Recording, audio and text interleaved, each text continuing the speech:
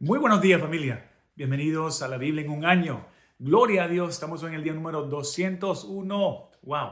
Espero que estés creciendo en él. Espero que estés incorporando estos estudios cada mañana, la palabra que sé que hace rema en tu corazón y te hace un hombre, una mujer nueva. Amén. Estamos hoy, como dije, en el día número 201. Estamos en el libro de Segunda de Crónicas, capítulo 1 y 2 entero y capítulo 3 del 1 al 17. Estamos en Romanos 6 del 1 al 23, Salmo 16 del 1 al 11 y Proverbios 19, 20 y 21. Y escogí estar en el libro de Romanos. Acuérdense, estamos hablando del libro de Romanos, un libro de doctrina. Pablo enseñando los romanos la doctrina, nuestra base, nuestras creencias. Y él había introducido en el capítulo 5, donde sobreabunda el pecado, sobreabunda la gracia, donde abunda el pecado, sobreabunda la gracia. Y se había levantado una idea, una teoría de que, bueno, seguimos pecando porque de todas maneras, donde abunda el pecado, sobreabunda la gracia, el Señor nos perdona, así que sigan pecando, sigan una vida de pecado, porque de todas maneras Dios es un Dios misericordioso, un Dios de amor que perdona todo.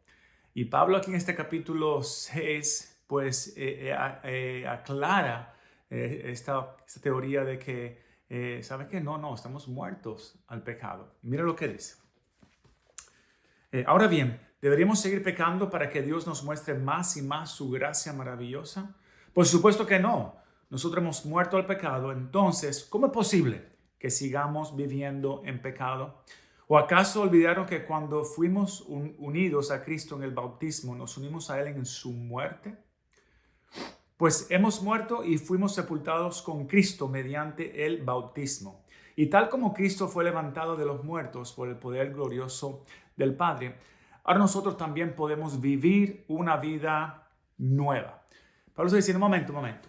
Esta teoría de que siguen en pecado, que la gracia de Dios sobreabunda y hay más y más gracia por más y más pecado. No, un momento. Tú y yo fuimos bautizados en Cristo, que somos unos con Él. Y el bautismo es bautismo de Espíritu Santo también, quiere decir que ya somos uno. Y dice, dado que fuimos unidos a Él en su muerte, también seremos resucitados como Él, sabiendo que nuestro antiguo ser pecaminoso fue crucificado con Cristo para el pecado, para que el pecado perdiera su poder en nuestras vidas. Ya no somos esclavos del pecado, pues cuando morimos con Cristo, fuimos liberados del poder del pecado. Y dado que morimos con Cristo, sabemos que también viviremos con Él. Ya no eres esclavo de tu pecado. Un momento, ya esto no es dueño de mí. Mi transgresión, mi debilidad, mis pecados, mis fallas, todo eso, yo no soy esclavo a eso, porque ya Cristo te redimió de la maldición de la ley. Somos libres en Él. Y Pablo está enseñando aquí un momento, tú no tienes que ya vivir una vida así como estabas viviendo antes, ya eres libre. Pues cuando morimos con Cristo fuimos liberados del poder del pecado. Y dado que morimos con Cristo, sabemos que también viviremos con Él. Estamos seguros de eso, porque Cristo fue levantado de los muertos y nunca más volverá a morir. La muerte ya no tiene ningún poder sobre Él. Cuando Él murió, murió una sola vez a fin de quebrar el poder del pecado. Pero ahora que Él vive, vive para la gloria de Dios. Así también ustedes deberían considerarse muertos al poder del pecado y vivos para Dios y por medio de Jesucristo. Wow, tremendo está esto. Están diciendo, un momento, si ya Jesucristo murió, resucitó, vive para siempre y ya tú fuiste bautizado con Él y ese pecado que antes te ataba, ese pecado que te encadenaba, ya no tiene poder sobre ti, ya el pecado no tiene poder sobre tu vida, no tiene poder para arrastrarte de nuevo allá a Egipto, de donde Él te sacó. Por eso es muy importante, mira lo que dice el 12, versículo 12, no permitan que el pecado controle la manera en que viven y no caigan ante los deseos pecaminosos. Cuídate. Vivimos en un cuerpo flesh, un cuerpo humano, carnal, y sí, tienes deseo, tienes pasiones, pero tu cuerpo tiene que doblar rodilla al Señor. Tienes que decirle un momento, Señor, no permitan que el pecado controle la manera en que vivan. No caigan ante los deseos pecaminosos. No dejen que ninguna parte de su cuerpo se convierta en un instrumento de mar para vivir al pecado y para servir al pecado. En cambio, entréganse completamente a Dios porque antes estaban muertos, pero ahora tienen una vida nueva.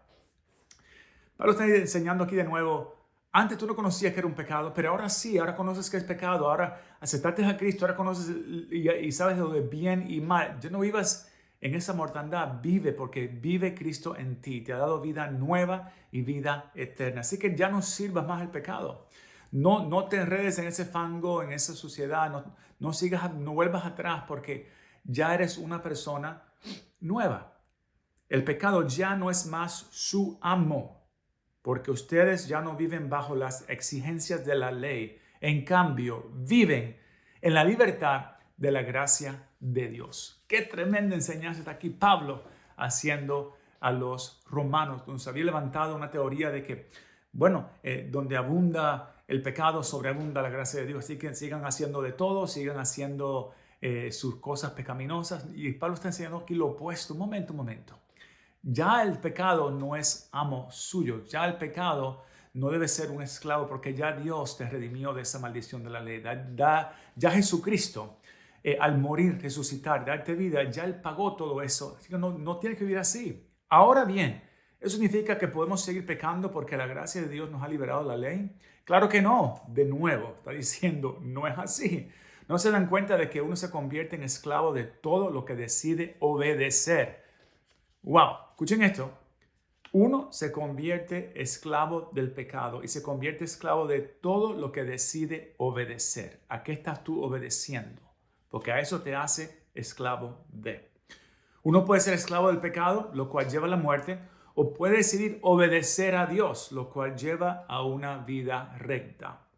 Antes ustedes eran esclavos del pecado, pero gracias a Dios ahora obedecen de todo corazón la enseñanza que le hemos dado. Ahora son libres de la esclavitud del pecado y se han hecho esclavos de la vida recta.